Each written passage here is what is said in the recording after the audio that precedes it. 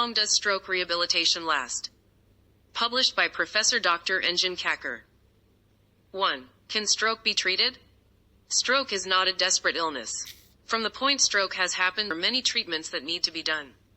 In the treatment of stroke at the first stage, medical treatments and/or interventional treatment, and later on, physiotherapy and rehabilitation methods that are supported by scientific proof are being used. Patients that experienced a stroke can regain their lost movements, senses, and muscle strength. The recovery ratio in stroke depends on the severity of the brain damage, first medical intervention, and the starting time of extensive physiotherapy. In stroke, paralysis, treatment, early intervention, and start of the extensive physiotherapy at an early stage is very important.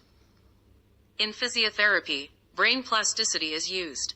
Plasticity, in short, is the brain's ability to reconfigure the nerve connection. Healthy parts of the brain can take up the functions of the damaged parts of the brain via this mechanism. By this, many lost functions can be regained in time. How long does stroke treatment last? In stroke rehabilitation, the duration and accomplishment of the treatment can differ in accordance with the severity of the stroke and the location it influenced. At light paralysis charts, generally, fast recovery is observed, and these patients show recovery in 3 to 6 months.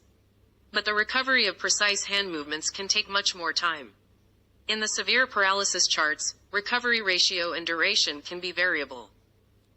The first 3 to 6 after the stroke are the most important times, because at this period recovery capacity, which is called plasticity of the brain, is highest. Attending physiotherapy every day helps the brain take its recovery potential to the highest level. Therefore, patients that experience stroke and develop paralysis should at once be evaluated by a physiotherapist and plan their neurorehabilitation process.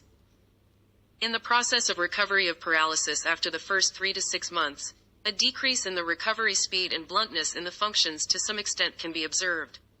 This is called the plateau. The best way to overcome the plateau is to diversify the treatment practices.